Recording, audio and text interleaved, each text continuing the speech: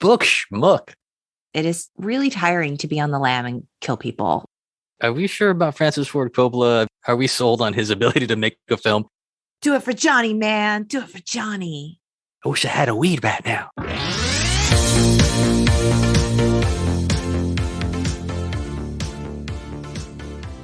Hello, and welcome to the Untitled Gen X podcast, a podcast dedicated to the pop culture that raised us.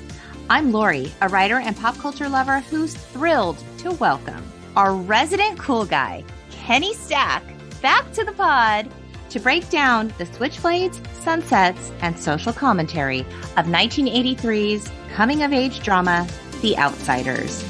Welcome back to the podcast, Kenny. Thank you so much. I'm so happy to be back. And I think congratulations on everything. Since the last we spoke, I think we spoke somewhere maybe the beginning of season 2, and I haven't talked to you since. So congratulations on thank you.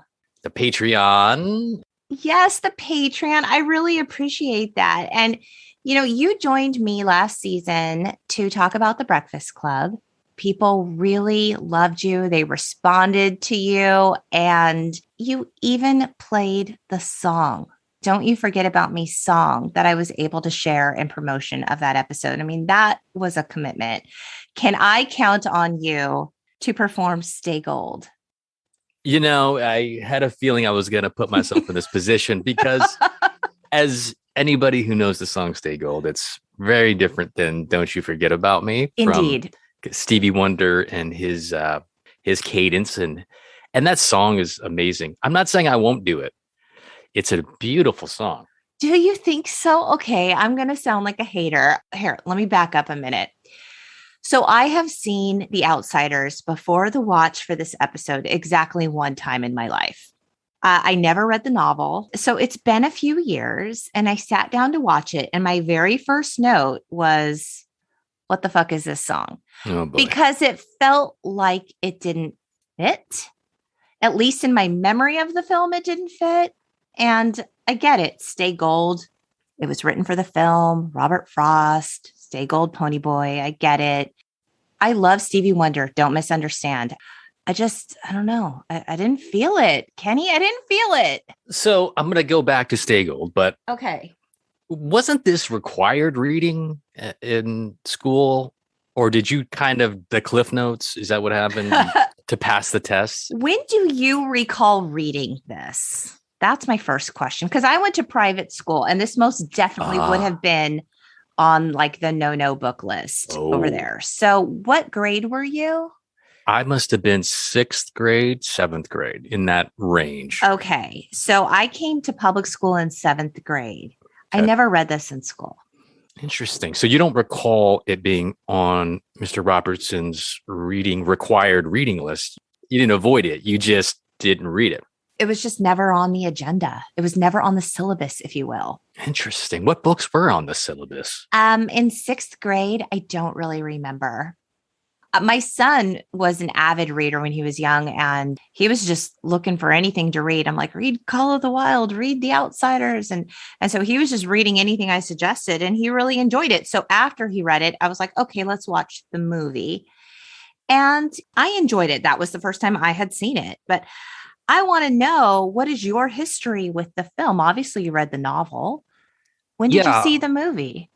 If my memory serves me correct, because my memory maybe is similar to yours, it's not the greatest. It's not so great. You know, and as we touched on in the last podcast, there's a lot of stuff that contributes to that memory not being that great.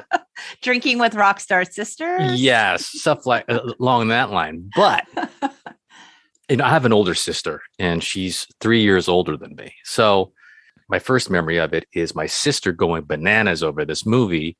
A friend from across the street, she brought a VHS, but it was recorded off of Select TV or On TV. On TV. Oh my God. Yes. So it was one of those tapes. So it was brought over to our house. So my sister and a couple of her friends, I remember them watching it in the front room. And I was the little brother just kind of passing by and seeing what these preteen girls were screaming about. And it was this movie, The Outsiders. And I hadn't read the book yet. I was all of 8. I was watching over the shoulder, and through the course of the next year or so, I probably caught it a few times because I think my sister watched it a lot. I mean, how could she not, right? I mean, you've got the pretty boys in C. Thomas Howell. It's a beautiful cast. It's a beautiful Truly cast. beautiful cast of young men. Yes. I mean, and I was going to ask you, do you think she was watching it because she really loved the movie so much, or she was watching it because she really loved the heartthrobs so much? I think it was a little from column A, a little from column Okay. B. I think she was definitely into the heartthrob side of it. I don't think she was screaming about Francis Ford Coppola's directing style. You know, I don't think that She wasn't screaming for Stay Gold by Stevie Wonder. Now, see that we got to get back to that eventually. Anyway, so that's how I first started watching it. And from that point on, I would see it a million times. Right. I would eventually read the book like we were talking about. And it's one of these films that even when I would hit high school, it was something that just would keep coming back, and just you would talk about it.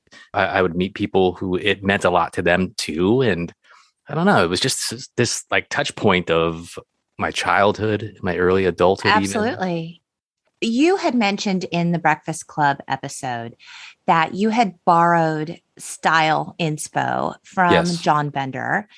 So did the style of the Greasers appeal to you? A little bit. I think not as much as the Bender style. The Bender style was hip and cool and of the time. Yes. So, borrowing from a film that is supposed to be taken from 1965, it was kind of a stretch, but I can say that from a clothing perspective, no, but from a coolness, like a vibe of maybe the smoking vibe. I mean, not that I was smoking at 8, but the smoking vibe and the Dallas Winston cool, and yes, something along those lines was definitely something. And not to mention, it was the easiest Halloween costume.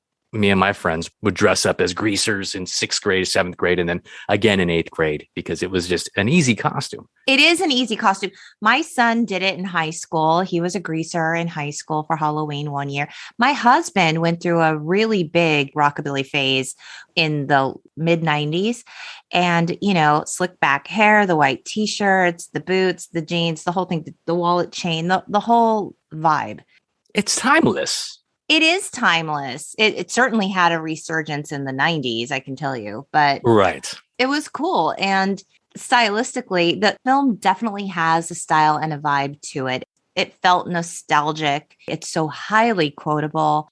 If I were to believe Rotten Tomatoes, and I don't, but it's obviously some kind of baseline, it didn't resonate with the critics. I think it has like a 63% on Rotten Tomatoes. I think it's a 63. I think I remember seeing that. I thought that there were times when the acting just wasn't very good. Yeah. Shots fired. Not that the story wasn't good. No, we'll get into it. As we said, the film is based on a book, but the book was written by a 15-year-old girl. Did you know that? I did. It's phenomenal to think, right? 15 years old writing Amazing. This book. Yep. I mean, at 15, what was I doing at 15? Drinking with rock star sisters. Having a fake ID, trying to go to Fridays, but not writing a book, a novel. I mean, so the way the book came about was S.E. Hinton. Her name is Susan Eloise Hinton. She loved to write as a teenager, and she was really frustrated by the lack of great storytelling in young adult novels, right? Okay. And so she lived in Oklahoma, and like all the books in the young adult genre were like all about, the cheerleader and the football player. And she's like, this is not me. I'm tired of reading about this. There's more than this. Yep. And so she wrote a manuscript. It somehow got to her friend's mom, who read it, thought it was just so amazing. And the mom had connections in the publishing world. So all of a sudden, publishing world gets this manuscript. They think it's fantastic. And I think it's published by the time she's 17. Wow. And the publisher had her use her initials because they were afraid of gender bias. Okay. Because the novel is written from the point of view of a teenage boy. And so they didn't want people to discredit the novel if they had known it was written by a young woman. Oh, wow. And so eventually the book, It made its way into the public school system, like you were saying. Yep. It ended up selling over 14 million copies. So it did really well. But the story about how the novel became a film is really amazing. I'm going to tell it to you. You're going to love this story. This is incredible. There was a librarian named Ellen Misakian, and she worked at the Lone Star School in Fresno. And the students loved the book so much that together with the students at the school, she put together a petition along with this cover letter about how much they all loved the book and how much they all wish this would be made into a film. She had something like 15 pages of signatures from the student body. She sent it off with a copy of the novel to Francis Ford Coppola. He received it and he was so moved by the letter. And he was like, I'm going to do this for you. That's crazy. And he did. I love that story so much. It's just so, it's so homegrown. It's so organic. It's lovely. That idea that someone as famous as Francis Ford Coppola, I mean, Apocalypse Now, Godfather, a true legend. And I wonder if he has that. It'd be amazing to have those 15 pages of signatures as and auction it for charity or something, or just have it on the wall. I saw a copy of the original letter. I didn't see the signature pages, but I do know that after the film came out, they did a screening at the school. And I think some of the actors went. I think Francis Ford Coppola went. And that's great. Like, at that point, Tom Cruise wasn't Tom Cruise, and Rob Lowe wasn't Rob Lowe. Nope. I think Matt Dillon had done a couple things prior, but these guys weren't a big deal. But it is a big deal for Francis Ford Coppola to go, I'm going to do this and essentially cast unknowns. Yeah, it's amazing. There's not a star to carry the film per se. I mean, Matt Dillon, I think he did Tex, another S.E. Hinton novel before this, but Ralph Macchio, he hadn't done, I don't know if he'd done anything at that point, maybe commercials or maybe one or two smaller films, and we know he wasn't the Karate Kid yet. So not till 84. Yeah. Which I'm going to make a note. I got to circle back around when we start getting into Ralph Macchio, because in an earlier podcast, I was absolutely fascinated by your story about Ralph Macchio and the Karate Kid. So that maybe we'll wait when we start talking about the actors, but I'm just throwing that out there to remind myself. Ask Lori about the Karate Kid and the anxiety of the Karate Kid. the mental breakdown I had about that film. Yeah. Okay. So this film was released on March 25th, 1983. The budget was $10 million. In the box office, it has made $33.7 million. That doesn't seem as much as I would think. I don't know. In my mind, maybe because it's such a big deal to me, I'm thinking, it should be higher than that. And it is so truly iconic. I mean, everybody knows it. I don't know what version you watched. Did you watch the complete novel version, the Francis Ford Coppola director's cut? I don't believe I did. Okay, we'll go through it. Yeah, we will talk about that. There were some distinct differences between the theatrical release and the complete novel version with 22 extra minutes of footage. Yes. When I buckled down to watch it again, I had not seen the complete novel version. Oh, nice. So you can imagine the surprise. I threw the TV off the stand. I said, I don't remember this crap. This isn't The Outsiders. This is bullshit. This is too true to the book. Right. Book schmuck. I want the radio edit. I want the version that I watch on that VHS with my sister's friends over. With the squiggly lines, poor picture quality. All, 8-bit, whatever sound was coming out. Like, I don't want this. So I was a little confused, but yeah, those extra 22 minutes is huge. It's a big deal. I mean, it changes a lot of things in that movie for me. That was the film Coppola wanted to put out, but the studio was like, no, the target demo is teenagers and this film is too long. The studio actually thought the audience wouldn't be able to hang in those extra 22 minutes. Yeah. It's too on the nose. With this, it was like, oh, those socias and we hate them. And what happened? It was too on the nose of setting the table of what was to come. Like, didn't leave it to the viewer's imagination to kind of put together, like, how did they get to this point? Oh, so you felt like maybe it was almost like they were underestimating the audience. Yes, I think when they hit it too, and I'm going to keep saying this phrase on the nose until I think of something else. There was these scenes where Soda and Pony are like sleeping in the same bed, and they have these whole. Oh, you didn't even see this version. You saw the Or normal maybe version. I did, because I did see them spooning. I have a note. Did I see the 22 extra minute version You and not did. know it? You did. See? I guess I watched the complete novel. You did. And I have to say, there were times I was a little bit bored. Maybe the studio was right. Maybe hanging in those extra 22 minutes was rough for me. When we cover the poor acting parts, or the parts you felt were poor acting, maybe those were cut. I have a strong feeling, because I had that same note on mine going, like this is a little rough. Oh, interesting. I didn't think that was the version I saw, but I did indeed see them spooning in bed, which we will get to. Well, we'll get into it, but okay, let's start. Yeah. We clearly have so much to talk about here. Yeah. The opening credits, we get to hear probably the whole song, Stay Gold, which I love. Nostalgia, first of all, means a lot, and it affects me in a lot of ways. But when the harmonica starts and it's just that song, because I have such vivid memories of it, I'm like brought to tears. you're like moved. I'm moved. It's like I weepy. was not I'm weepy. moved. I was the opposite of moved. You were moved to mute it. Yes. Like I was moved to fast forward. Yeah, I have this note that it's I don't know, it melts my heart. I get weepy like when I hear it. Wow. It did not elicit that emotional response. All right. So in the film, we open on Ponyboy Curtis, played by C. Thomas Howell. He's a young kid. He's like, 14? Yep. He's writing an essay, and the title of it reads, The Outsiders. Now, Ponyboy's voiceover says, when I stepped out into the bright sunlight from the darkness of the movie house, I only had two things on my mind, Paul Newman and a ride home. And we see all of this play out. So he's leaving the movie theater, and a maroon Corvair follows him. These guys jump out of the car, and he gets into a scuffle with them. These kids, they're known as the Socias. That is short for socials. So they're like blue blood type preppy kids, and they've got money and, polo shirts, or what does he call it? Madras? Yes. Madras. Mustangs and Madras. And there's no Google back in 1983.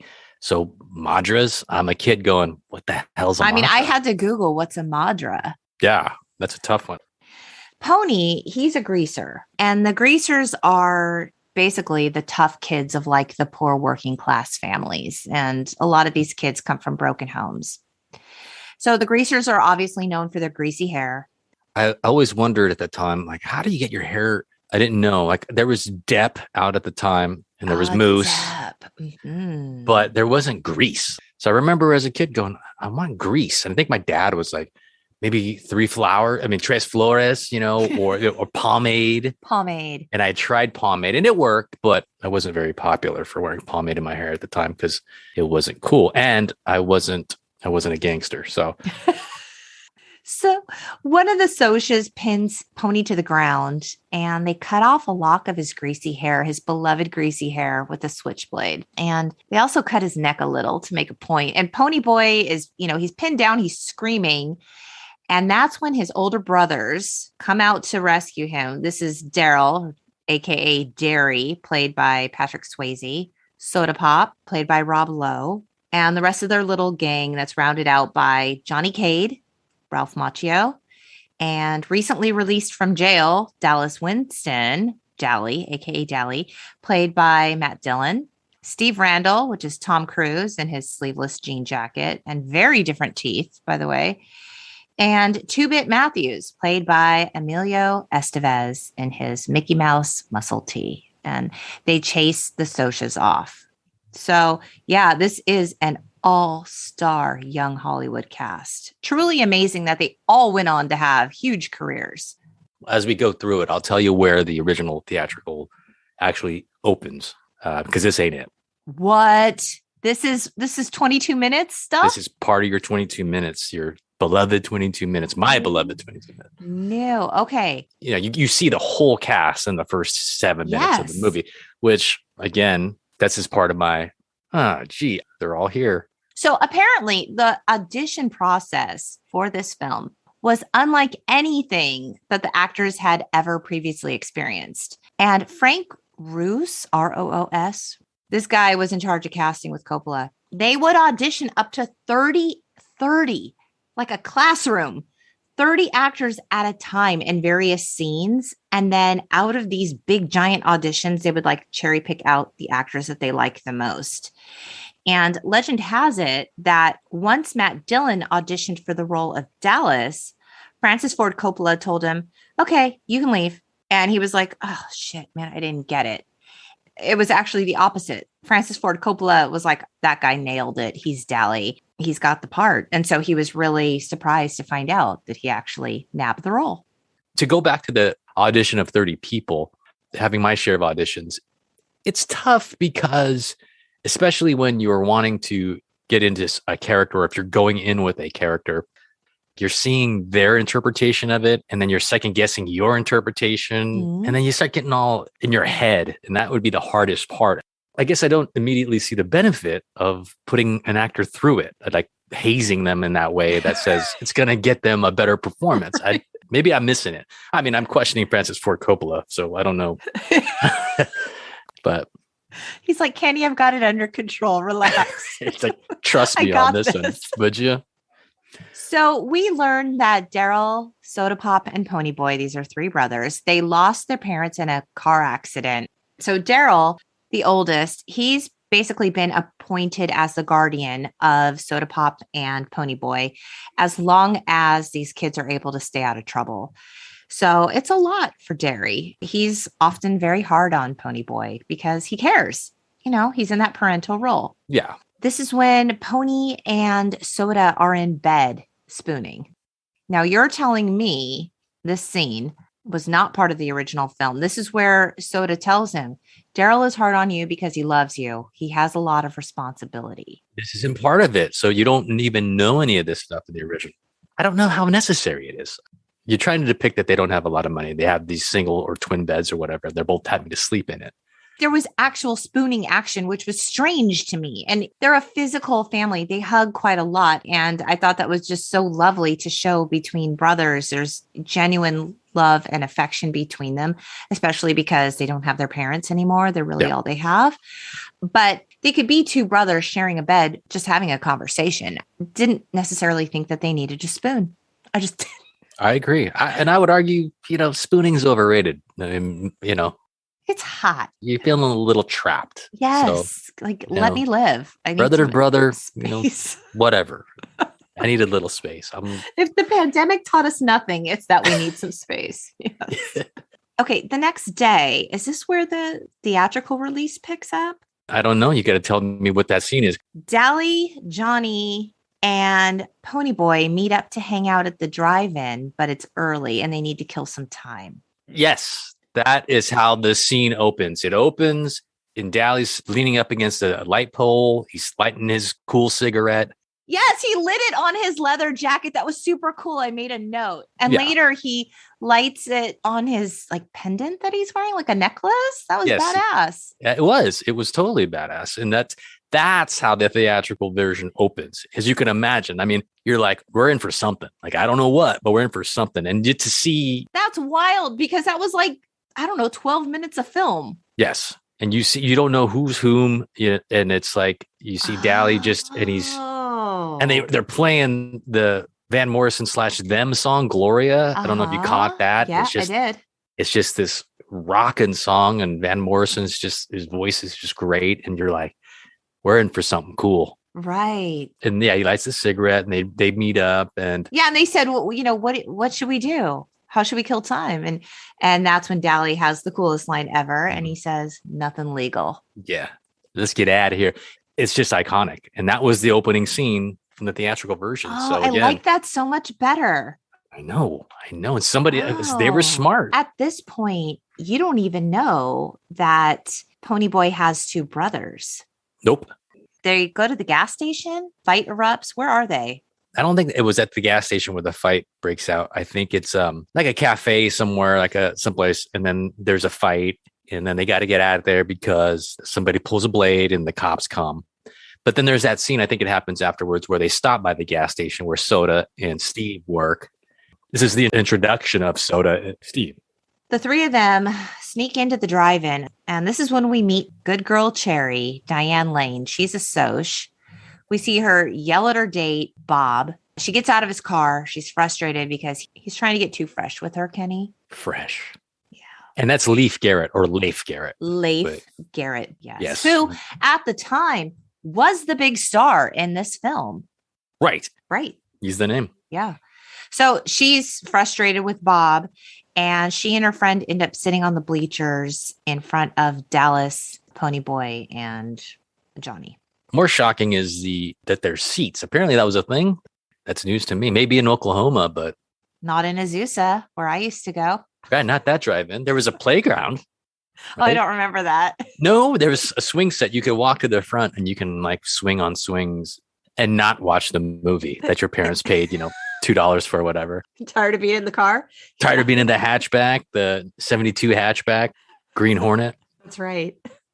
Yeah. So Dallas comes on to Cherry very, very aggressively. He's touching her hair. He's whispering in her ear. Yes. It's all very suggestive and uncomfortable. And she gets pissed and she stands up to him. And this, Kenny, reminded me very much of John Bender and Claire in The Breakfast Club. 100%. I had that note. And Diane Lane has red hair like Molly Ringwald has red hair. What's going on? Like John Hughes.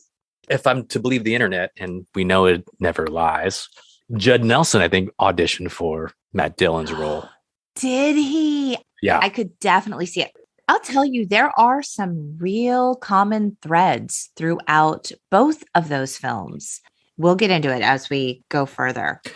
This is essentially where the movie starts in the theatrical version. You're meeting Johnny, Pony, and Dowie. Then you're meeting Soda and Steve. You're just kind of meeting them one at a time. And then we meet Cherry. But the scene where Dallas puts his feet on the chair and he falls out of his chair, according to lore, that was not intentional. It was an accident, but they kept it in. And at some point, C. Thomas Howell is laughing. He's genuinely laughing. He kind of looks at the camera because he thinks like it's not a take. Yeah. It's not a take, but they keep it and it works brilliantly. Oh, I love that.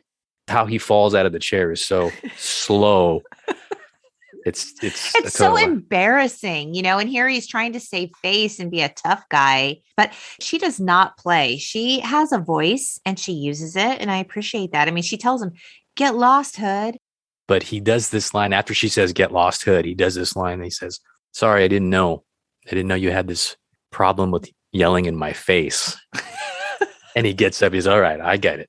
And how he delivers it is just so brilliant. "I didn't know you had this problem with yelling in my face." That could so easily be a John Bender line. Yes. So Cherry and her girlfriend, they're chatting it up with Ponyboy and Johnny, and they're all getting along great. Dallas returns with sodas and snacks and stuff. And he has bought her a soda. He sits down next to her. Is this his peace offering? Is this an olive branch? I guess so. And he hands it to her. He's smoking his cigarette. He goes, "Here you go." He says, "I got you this, that I might cool you off." And then he sits next to her versus behind her. And that's when she throws the soda in his face. But I thought that's a bold move. And he goes to charge at her. Oh, that's right. He's pissed. And Johnny stops him. That's right. Who does that? So this is what I'm thinking. I'm like, between Two-Bit and Dally, they have more in common with the Socs than they think, because Bob over here is trying to get fresh with her. I mean, poor Cherry has been through a lot tonight. Let the girl be. Let her just enjoy the movie. Why is everyone touching her? She's just trying to watch Beach Blanket Bingo and mind her own business. She's a pretty girl. Leave her alone. Does not give you the right. And nobody's even advancing on Marcia. I mean, what's the deal? Is that her real name? That's her name. I just wrote girl. What's funny is I have memories of that when I was in 6th or 7th grade, because I'd always try to recreate the movies that I'd seen, especially as it pertains to girls. And I remember I had this friend, and she was a girl. She was just a really good friend of mine. And I had this crush on this other girl. But I would talk to my friend about, and then, we could go to the movies, and then like you could be Marcia and she could be Cherry. And years later, she'd joke and she'd say, "Yeah, remember you made me Marcia?" You wanted her to be your wing woman? Yes, something like that. Something like that. She laughed, but I think it's kind of insulting. You made me Marcia. You made me Marcia. How could you? So funny. Oh my gosh. Insulting. Cherry and Ponyboy go to like the concession stand. And this is when they start talking like very openly about the harsh realities of their respective groups. Pony thinks that the Greasers have it the hardest because they don't come from privilege. They're in a different social class. They're often assumed to be bad kids. Cherry assures him that the Socias have their fair share of problems too, that he couldn't even understand. And so again, this brings us back to the Breakfast Club. It's the exact same thing between John and Claire, right? He thinks she has it so easy. And she's like, I don't. Right. Kenny, let me ask you this. Yeah. Who do you think has it harder? Oh, well, I'll always say the Greasers have it harder. Me too. I mean, there's the basic fundamentals that you need, which if you don't have them, it's really tough on just a basic fundamental need just to survive. I mean, we could talk all the way down to something like food and housing insecurity. Right. I mean, this is real shit, not just, oh, did you get into your Ivy League college and disappoint your parents, you know, Right. and that's real. And it's certainly real for the kids who live it, but they're not fighting for their very survival every day. Right. It's hard because they can't discount one over the other. I mean, it's their reality. Right. But that's not to say that she doesn't have concerns or pain or hurt. It's just a different type. And I can see where Pony and those guys are going like, oh, please, like, you know, wow. You know, so tough. I'm taking the bus. You're having to ride in your car. Maybe you got to put gas in it. You get in your Mustang. You got to put gas in it. But you can always say somebody has it harder than you. But it's when you're in it, especially if you're a kid, it's very real. It's very real. And when you're a kid, your life feels like it's going to be that way forever. And the reality of it is for the Socias, they have choices. There you go. After they graduate. Whereas the Greasers, for anyone in that situation with terrible broken home or abusive parents or whatever, you know, just poverty, getting out, incredibly difficult, if not nearly impossible. Right. Their choices are so limited. I would argue all day, every day, the Greasers have it harder. Yeah, I agree. Just your options, your choices. For like social mobility, right. So limited. So, okay, after the movie, Two-Bit, Johnny, and Ponyboy are walking home, I guess, together with the girls. This is when Cherry's boyfriend, Bob, 70s teenage heartthrob, Leif Garrett, and his band of Socias pull up. Bob is wasted, and he's super pissed that Cherry is with the Greasers. And this is when Two-Bit smashes a bottle, and he's like ready to fight when Bob gets really demanding with Cherry to get in the car. And Two-Bit, I swear, tell me if I wrote this down wrong. He said, it was kind of a throwaway line. He said, I pity the back seat. Yes, it was awesome. It's awesome. I was going to tell you, if you didn't mention it, I was going to say it. It's great. That is a good move. That's so funny. So Cherry, she agrees to leave with stupid drunk Bob just to de-escalate the situation. But before she does, she pulls Ponyboy aside to apologize. And she says, look, if I see you in school and I don't say hi, please don't take it personal. Ooh, right out of Breakfast Club. Right out of Breakfast Club. Right out of, will we be friends on Monday? Exactly. And then she says, I hope I never see Dallas Winston again. If I do, I'll probably fall in love with him. I know even after the Breakfast Club podcast, I think you were talking to somebody and you guys were getting into the toxic male syndrome and how this person you were conferring with, she was saying, we all have our experiences with these toxic males and blah, blah, blah. And it's a thing, right? I mean, that happens to good, I don't want to say good girls. That sounds like I'm talking about little kids, but yeah, it happens to young ladies, right? I mean, it happens to smart women. And what is it? It's boy, that's a loaded question. We could unpack that for ages. I have my theories, but it's like, it's a guy's theory. It's like, I don't know. I certainly can't speak for all women, but I think it often comes down to a confidence that is attractive when really it's probably rooted in some sort of narcissism. That is obviously a giant red flag and really dangerous. And there's a danger element to it too. I get the feeling that Dally is sort of infamous in the community. Everyone probably knows that he is fresh out of the clink, and he's good looking and he's confident. And there's something that's attractive about that, albeit dangerous and just not a good idea, particularly for someone who has so many options available to her. Right. She has choices in her life, whereas Dally really doesn't. And so that's why we call those, heart-shaped red flags, because it's just not a good idea. And I think, if I may speak for all women, no, I'm not going to go down that road. Kenny. There's an attraction, like you said, to that confidence, and taking it a step further, that confidence of where it's like the rules don't apply to me. So right. That's kind of like cool in certain aspect. But what ends up happening is that you'll find if the rules don't apply in certain areas, they're not going to apply in other areas too. And if you want that matter. Yeah. Yeah. Or even in terms like of the most basic things like consent, the way he was handling her, however he wanted. And she was like, hey, no, trying to establish some boundaries with him and having to meet him in his aggression for him to even understand that the answer was no. Like she was saying, no, leave me alone. No, no, no. And it's not until she dumps a soda on him that he's like, okay, fine. And then what? He probably thinks she's a bitch because she did that, when in fact she had said no 10,000 times and he just didn't care. Not to keep bringing it back to the Breakfast Club, but again, it's that attraction between Claire and John. Yep. So as the boys approach Johnny's house, they can hear his parents fighting. Johnny does not want to go home to that. So he's like, I'm just going to head off to, I don't know, the lot or whatever vacant space until things cool down. And so Ponyboy joins him. And Johnny says, I can't take much more of this, Ponyboy. I'll kill myself or something. There must be some place without greasers and socias, a place where there's just plain, ordinary people. And I didn't think in this moment that the acting was very good here. I'm sorry, Ralph Macchio. You know how much I love you. I thought Macchio did okay. See, Thomas Howell, he plays a good sort of just kid. I guess he plays a good kid. When he's given the speech and it's got that bad angle where, he's got the double chin and he's given the speech about ordinary people and he repeats the word people. I always thought that was cool. Ordinary people. It didn't rub me the way it rubbed you, I suppose.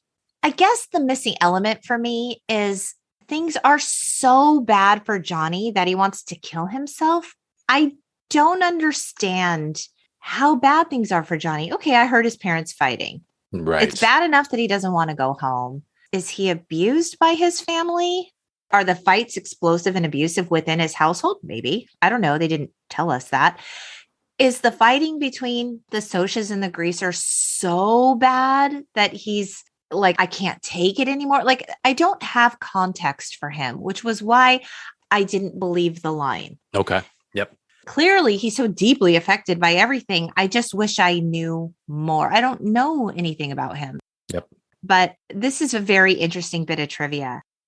In an effort to make things even more divisive on set between the Socias and Greasers, Coppola gave the cast, who played the Socias, better hotel accommodations than the Greasers. He gave them leather-bound copies of the script. The Greasers just got like their dumb paper copies. And he insisted that the actors remain separated and confined to their respective groups throughout filming. So they were not all hanging out, getting to know each other and being buddy-buddy. He definitely wanted to create a huge divide. Very interesting.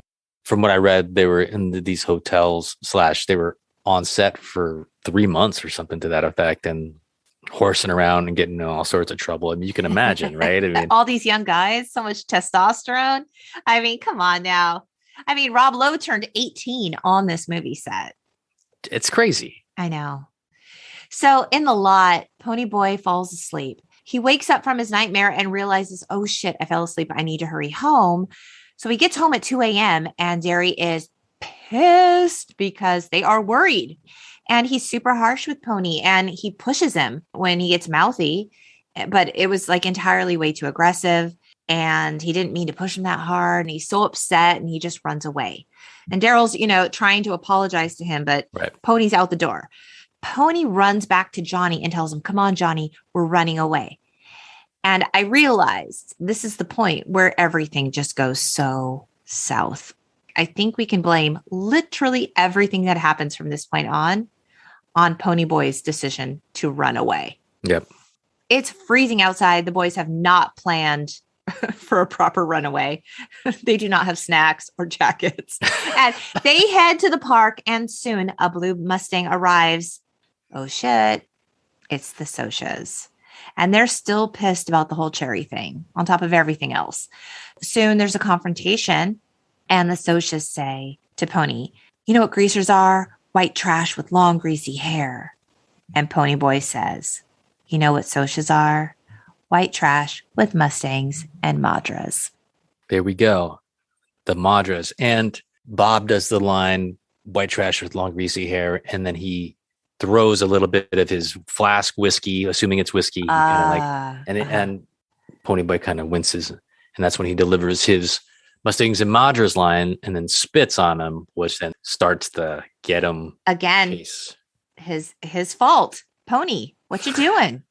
Johnny's thrown onto the grass, and while the Sochas are all focused on trying to drown poor Pony, Johnny whips out his switchblade and he does what he has to do to save his friends. I mean, I don't know if they were just trying to scare him or if they were legit trying to kill him. They were probably just trying to scare him, but they were going to kill him. You figure if he's been drinking whiskey and they're all riled up, you wouldn't trust them with the button to start a nuclear war at that point because you don't know what's going to happen. No. So they all hold Pony underwater 5 seconds too long. It's not going to end right. So yeah, you don't know. And I think going back to Ponyboy and his spitting and his Mustangs and Madras, there comes a time, and I don't know how many times you've been in this situation, but I've been in this situation where you realize that no matter what I do, I'm not getting out of this one. There's no getting out of this. So you decide how bad is it going to be? I don't know, but they're not going to be like, oh, you know what? Just kidding. Just, all right. LOL. Yeah. You guys can go. I mean, they could have run. Right. In defense of Ponies and Johnny, they should have run. And, Yeah.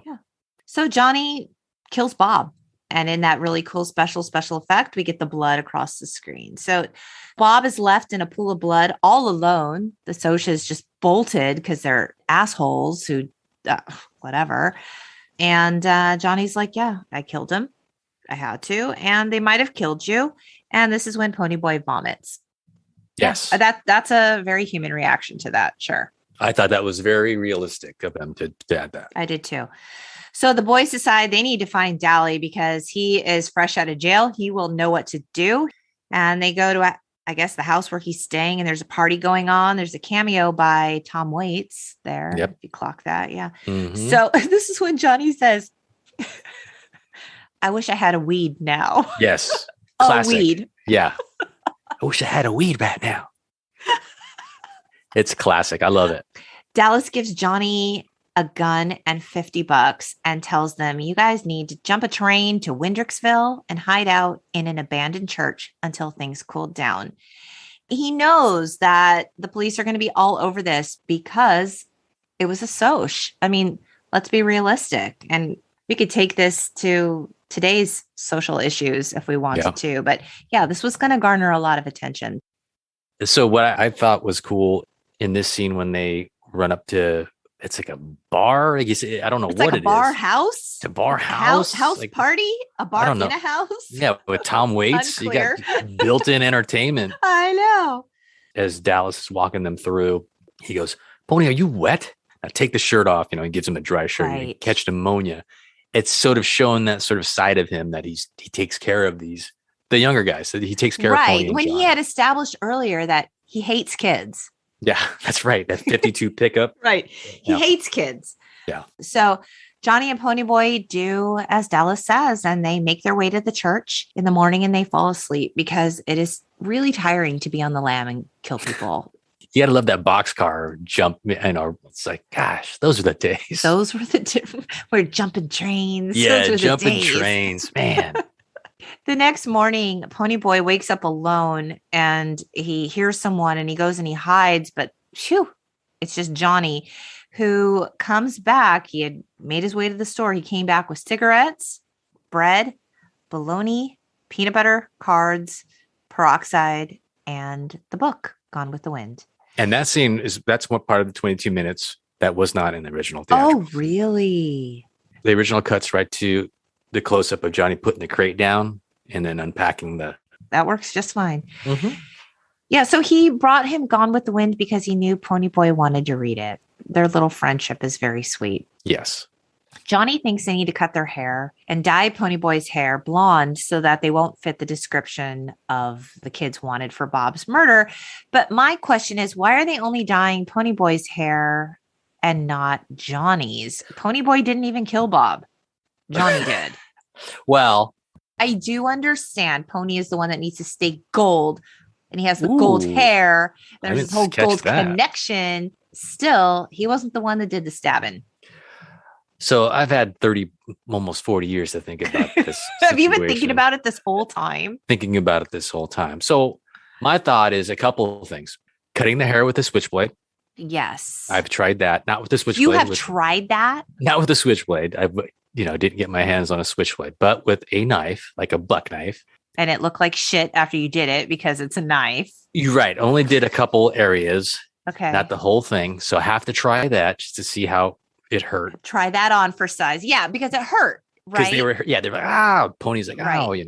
But then now going to why Pony has to dye his hair, because Ralph Macchio is a darker skinned and with dark hair. I don't think the hair would come out right. I think they had Pony. Well, okay, Kenny. My opinion. The hair did not come out right on Pony. It looked like trash. And you know what he actually looked like after his little make under? Wow, make under. Is that a thing? I don't know if I stole that or if I just made it up, but I like it. So his make under was very underwhelming. It looked like a monkey's haircut. I know you're a Davy Jones fan. I know. Ooh. I know you just perked up. I said Davy Jones. Yeah. He looked like an unattractive Harry Styles. Ooh, interesting. So much. I could not get over a blonde Pony and his Harry Stylesness. What part is it? His face looks like Harry Styles? Yeah, like after the hair was colored and Johnny finds the mirror for him to look into. And I was just like, oh, serious Harry Styles look. Like Harry Styles on a really bad day, on his worst day. You're a Harry Styles fan, I see. I mean, aren't we all? You're a Davy Jones fan. So. Well, that we all are Davy Jones fans. But. So, Kenny, have you ever bleached your hair? I have. Well, not to that effect. Like I had the year is 2003 or whatever, 4, and I had. Oh, you had highlights. Yes. So. Okay. And when I was younger, I tried sun-in. Oh, well, yes. Didn't we all? This is why I have the theory about him not doing his hair, because my hair is very dark. Mm-hmm. Sun-in's not going to do a thing to my hair. Hydrogen peroxide is not going to do anything to my hair except for make it orange. Terribly orange. Mm-hmm. Yes. Macchio would have been orange, and that would have been weird. That's where I build my theory. You're not wrong. It did not look good. It well, look good. Ponyboy, he just breaks down in tears. He's just tired and overwhelmed. Things are so mixed up. Johnny cries. They embrace. And this is when they get that beautiful golden, is it a sunrise? Is it a sunset? Sunset, probably. And this scene is not in the theatrical release. This isn't. This looks like it was shot on a soundstage. Yes. It's because it was. And the movie was filmed in Oklahoma. And the problem was Oklahoma sunsets apparently don't last very long. So they had to use a screen projection, and it looked legit like a screen projection. And this is when Ponyboy says, "Nothing gold can stay," from the Robert Frost poem of the same name. I remember memorizing this poem. It is beautiful. Yeah, I remember memorizing this poem as a child, as a kid, and not understanding a word of it. Just not getting her heart is hue to hold. Now it makes sense, but 40 years later, now it makes sense. But and the idea that these boys at 16 and 14 would get it. No. I don't know. Maybe they're in honors English and I don't know. I think that Pony's a good student, so it could happen. Yeah. The boys enjoy a moment of peace looking at the sunset. The whole film is really just, it's like a love story. It's a love story of friendship, of brotherhood. And this is the real moment where you get the true intimate connection of their friendship. They've been through some shit together. This like singular small moment of peace. Their life is just in chaos. It does look like a soundstage, and it looks obviously put on, but it's like a play. Like you don't go into a play. It looked like a play. I don't go into a play and go, geez, like this looks like it's fake. I don't like, know. It's Francis Ford Coppola. I expected a little more, but that's okay. It's okay. I'm not going to tell him how to make movies unlike you, Kenny. Right. That's my job, to question his every decision. I don't know. So a few days later, Jolly arrives and he gives Ponyboy a letter from Soda Pop saying Jerry didn't mean it and he should really consider turning himself in. And Dally takes him to the Dairy Queen, where a young Sofia Coppola harasses him for a dime. He has this moment where he sits back and he already calls out Pony about his blonde hair. Like, look at this blondie, man. There's a moment where he's sitting back and they're talking about other things. And then he goes, I can't believe this guy with his hair, man. It's such a natural, like, he's so good. You know what? He's the best one in this film. Yeah, by far. It's those little things like that just, you remember them. You go, wow, this guy's really natural, very believable. Yeah. So Dallas tells the boys that Cherry said she'd testify in court that they acted in self-defense because the Socs were drunk and harassing them. And this is when Johnny decides that he wants to turn himself in. When they arrive back at the church, riddle me this, Kenny. Why the hell is the church on fire? Is it because someone dropped a cigarette? I think that was alluded to. Yeah. Why are there a bunch of kindergartners in there while the adults are outside? Why did the adults even let the kids go? That place was a tetanus death trap. It was dangerous as hell in there. Right. And the adults are like, oh my God, there's kids inside. Oh my God. Go inside and get the kids. Right. There's 15 kids in there. And apparently there's not a lot to do. And they're on a field trip. And they see this abandoned, dilapidated church. They're like, go ahead. Yeah, there's no rusty nails in there. Or rodentia. Yeah, there's like owls in there. There's like, maybe they found the bologna. They're like, hey, there's bologna in here. snacks. A woman yells that there's kids trapped inside. You know, they're just all standing outside waiting. And Ponyboy and Johnny spring into action. And Dally reluctantly follows to help. While they're in there rescuing kids, the roof collapses in a very poor special effects yet again. And Johnny is critically injured. His back is broken. He's severely burned. And Coppola wanted more fire. And things got a little bit out of control. And they needed to rely on the local fire department that was standing by to help them out. Because, at the hospital, we see Ponyboy just covered in like soot, right? And he's smoking a cigarette, like the irony, iconic. And the trio are considered heroes for saving the kids. Yes. So this is when Derry busts in looking exactly like Johnny Castle in Dirty Dancing. He's wearing all black. I was like, oh my God. Yeah. He busted in along with Soda Pop and they hug Ponyboy. And it's like, I thought I lost you like mom and dad. And it's this very, tearful, lovely, brotherly moment. So there's a couple things that I want to highlight here. Yeah. Is when Pony's sitting there smoking the cigarette with the soot and they wheel Johnny by and it's obviously Johnny's in bad shape. Real bad shape.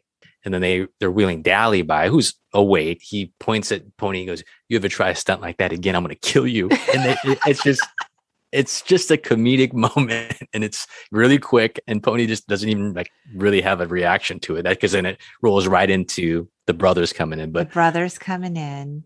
So there's going to be a rumble to settle the score once and for all between the Socs and the Greasers and no weapons. Two-Bit and Ponyboy go to get food and Pony is pulled aside by a Soc, Randy. And he's distraught about the death of Bob and he understands that Johnny might die. He recognizes how senseless it is. He says You can't win. You know that? It doesn't matter if you whip us. You'll still be where you are at the bottom. And we'll still be the lucky ones at the top with all the breaks. Greasers will still be greasers and socias will still be socias. It doesn't matter. My question is, if it doesn't matter, then what are we even doing here? Why the rumble? Or is it that he recognizes it doesn't matter, but the larger soc mentality isn't there yet? Pony realizes it doesn't matter. We learn later that Johnny surely realizes it doesn't matter. Or do they stand alone in this thinking? When I think about it, in a sense, I think they know it doesn't really amount to anything, but it's just something for them to do. Like, wow, Oklahoma is a boring place. it's, between field trips to dilapidated chapels and churches, and you just fight just because it doesn't, to a smaller degree, obviously. I mean, you think about all the dumb things you did. Well, let me rephrase that. Think about all the dumb, meaningless things that I did between the ages of, 13 and 17, like senseless, just like, why? It's like, there's no, to what end? And in the end, there are no winners, as we find out, because they go to visit Johnny in the hospital and Johnny looks bad. Like he's in a lot of pain. He's in traction. He's paralyzed. And Johnny says, I used to want to kill myself all the time, but 16 years ain't going to be long enough. Yep. There's just so much I haven't seen yet. And it's sad. And I maintain the acting is not good here. I am not that harsh on Macchio. You're not. I can tell. I think, when his voice is hoarse and he's kind of like out of breath. And now it's a little bit much when he does, when the nurse comes over and says, Johnny, it's your mother. I don't want to see her. It's not like you. And he goes, tell her to leave me. And that faints. Yeah. He faints. And did you know the nurse that tells them your mom is here is S.E. Hinton? And I knew S.E. Hinton was a nurse. Was she that? She was that nurse. She was that nurse. And when they visit Dallas, this is when they all talk about the rumble, and Dallas is like, do it for Johnny, man. Do it for Johnny. Oh, yeah. That's huge. Classic. That's like t-shirt worthy. Do it for Johnny. Oh, absolutely. What we didn't highlight was that butterfly knife that Two-Bit has was a big thing. It was a big where he does it. I think that's a Filipino knife. I forget what it's called. Oh, I think you're right. I used to have, I knew people who had one. I think my brother had one, but we'd spend time trying to unravel it, like be cool with it and be cool with it. The whole thing was one side's not sharp. So as long as you're on the good side of the handle, you're okay. You can do the whole flipping it around and not get hurt. So I remember that was a big thing in the 80s. Like, ooh, a butterfly knife, that's awesome. Very badass. To do what? I don't know, but to sharpen pencils, something. I don't know what you're going to do with it. You're not going to stab a soch. Yeah. As much as I wanted to recreate movies by eating the foods that they ate and, wearing the clothes that they wore, killing somebody with a knife was probably a bridge too far. Good call, Kenny. Like even you realize that in your younger years. Yeah. In between bites of Captain Crunch sandwiches, I'm like, I still don't think I'm going to stab somebody with a knife. Not going to do it. Not today. If I can help it. Not today. But Tuesday. Maybe. I'm free Tuesday. I mean, do it for Johnny, Kenny. Right. Yeah. So it's the night of the rumble and Ponyboy, he looks like shit. He has a fever. He's not in good shape, but he wants to go, even though he knows something terrible is going to happen. The greasers, they arrive at the field. They're pumped. They're howling. Tom Cruise's character is seriously the most annoying one. Did you know during filming, Tom Cruise got his script for Risky Business? He was on his way. I heard that there was conversation, at least this is what I read, that Tom Cruise talked to Diane Lane saying, why don't you play the role, which would eventually go to Rebecca De Mornay. I don't know if Tom Cruise had dominion to cast the movie, but because she was only like 17, she's like, my dad's not going to let me play a hooker. Yeah, not yet. Maybe later in your career. Not yet. Yeah. The socials show up. Dallas shows up. He's pumped. He's ready. It begins to rain. Everyone's fighting. It's muddy. It's crazy. And the Socs, they're losing. So they end up retreating in their little madras and their Letterman jackets. And once the fight is over, Dallas takes Pony to see Johnny in the hospital. Johnny's in rough shape. They try to kind of lift his spirits by telling him, like, hey, we won the Rumble. And Johnny replies, it's useless. It's useless. And this is when he tells Pony Boy to stay gold and dies. Thoughts? Yeah, it's very sad. And, Pony reacts. And then it's really sad when Dally reacts. Is just Matt Dillon's face is just so expressive. And it just says it all. It's just like, don't die on me now. Like, come on, man. Because now it's over. I mean, presumably, right? Now, like, it's done. Yeah, the music swells. And it's just, that's the part that always gets me is the close up on Dally when it happens. And he kind of reaches out for his hand and he's like, come on, man.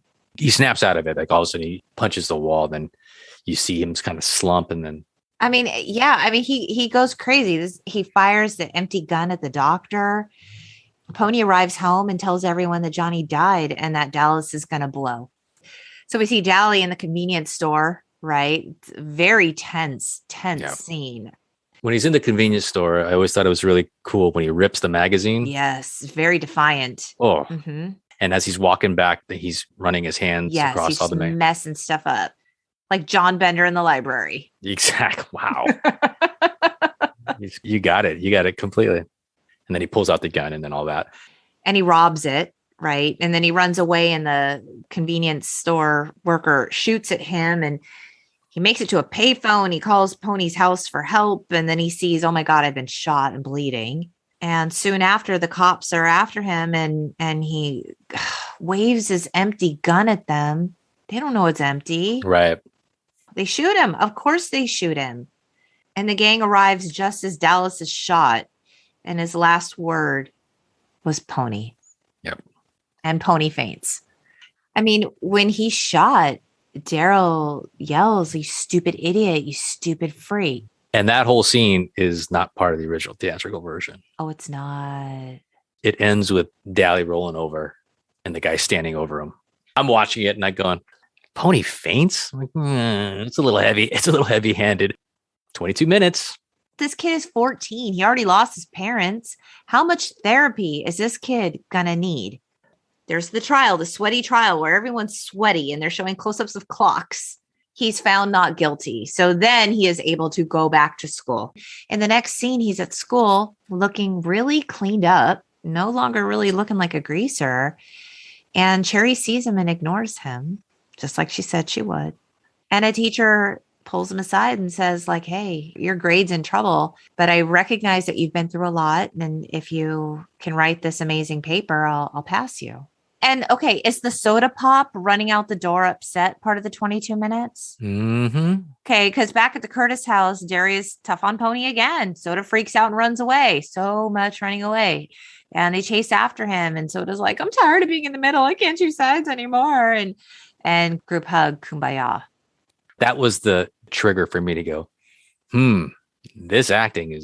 this one's rough for me. Rob Lowe's whole monologue is That's his rough. real acting chops, Kenny. Ooh, I think it's his first gig. I think it was his first gig. Man, was he pretty in this movie. So good looking. Yeah.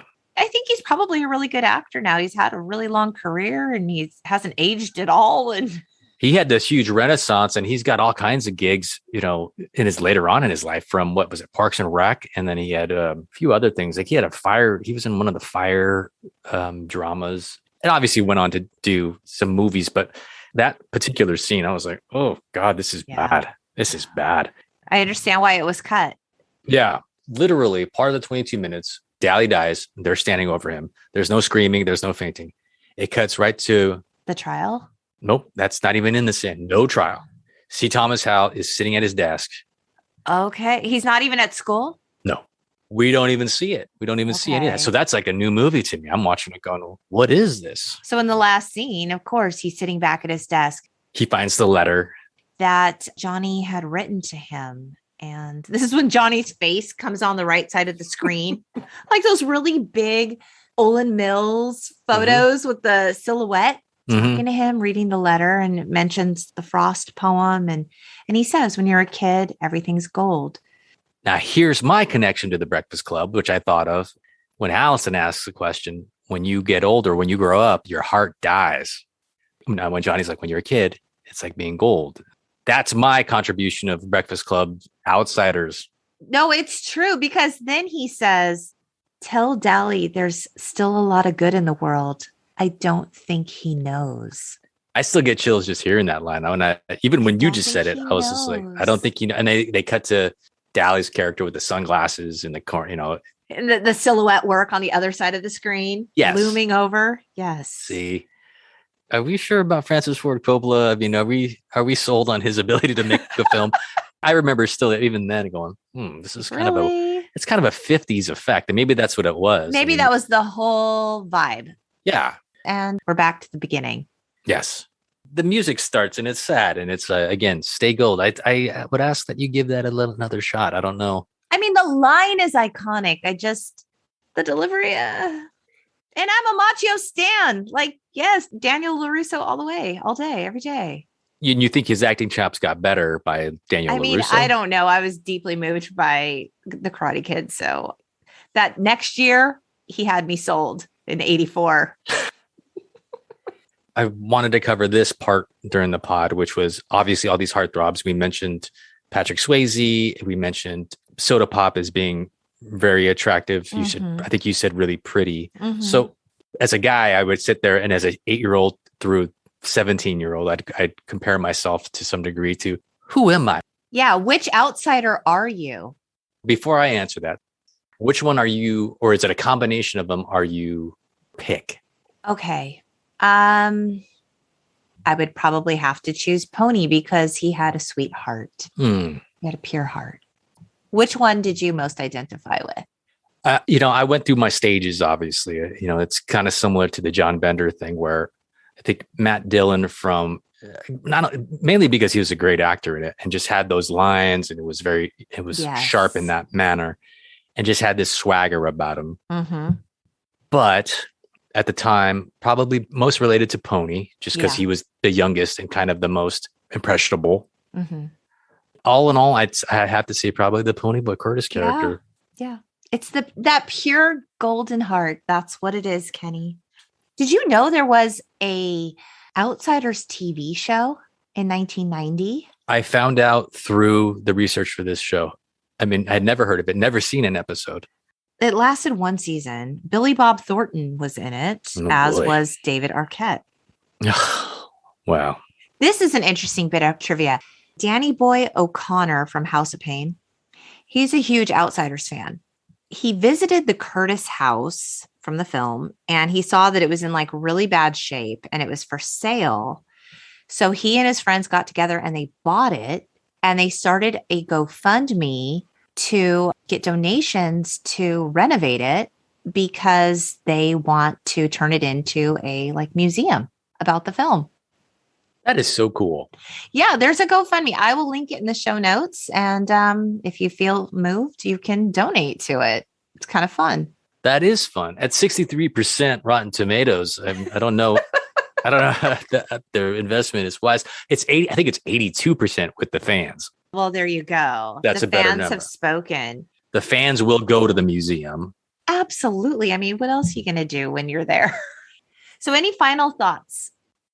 Yeah, I think it's a great movie. It's obviously almost 40 years later, maybe 37 years since, I first saw it, and it still resonates with me, even despite your opinion on Stay Gold, Stevie Wonder. It still resonates with me. I think it's a great movie. I think it's just a time capsule of nostalgia.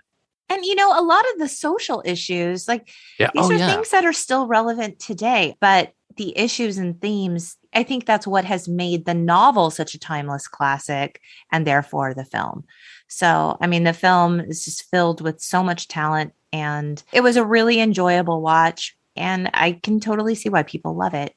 Agreed. Yeah. Well, I'm doing a new thing here, Kenny, where I want to ask you some lightning round questions before we wrap things up. Yes. It's a fun little addition to the pod. This is a rapid fire thing. Okay. Pearl Jam, or Nirvana? Pearl Jam. Best fast food fries? McDonald's. Yes to both of those, by the way. Your favorite 90s fragrance? Men or women? Ooh, you can answer for both. Okay. Men, it was, I think 90s. CK1? Yeah, the one that's, what is that? Not men or women. And then It's for unisex. girls, I think it was Liz Claiborne, I think. Oh, okay. Okay. Did you ever own a bucket hat? No. No. Oh, okay. Okay. Good call on that, by the way. Good for you. Thank you. Brenda or Kelly? Ooh, Kelly. Kelly. What was your first car? 86 Mitsubishi truck. My dad's hand-me-down. Nice. Were you a latchkey kid? Yes. After school snack of choice? That's a tough one. I'd say rice and salsa. It's a tough one. Film that traumatized you most as a kid? A movie called Fire and Ice. It was on cable. It's about cavemen. And I was walking through the living room and my parents were watching it. And it was weird. First concert? The Monkees, 1986. Their reunion tour. Cool. That's cool. Yeah. Take it back to Davy Jones. You Okay. see? This last one's for me. Favorite Elton John song? Ooh, I'd have to say my favorite Elton John song, other than the Border song. Oh, I still haven't seen your rendition of the Border song. I will post it on my main. I appreciate it. It sounds cliche, but it's your song. Oh, that's my wedding song. Oh, it's just amazing. It's everything, right? It's just so beautiful and simple, and you chose the right answer. That's a good one. Oh, yes. I guess it's not as cliche as Yellow Brick Road, but It's a great one. It's a classic. yeah. Well, Kenny, thank you so much for joining me again on season 3 and to talk about The Outsiders. I can't think of anyone that I would rather cover this film with because I know how much it means to you. And I can just tell that you're just such a tremendous fan. Well, thank you for having me. And again, congratulations on your wonderful season 2. It was very, I look forward to every episode, and thank you for having me on. And I'd love to have you back, Kenny. And thanks again so much for joining me. And thank you all for listening.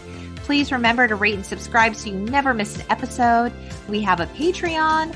And of course, you can find us on the web at theuntitledgenxpodcast.com. We hope you keep in touch, beautiful people. Bye. bye.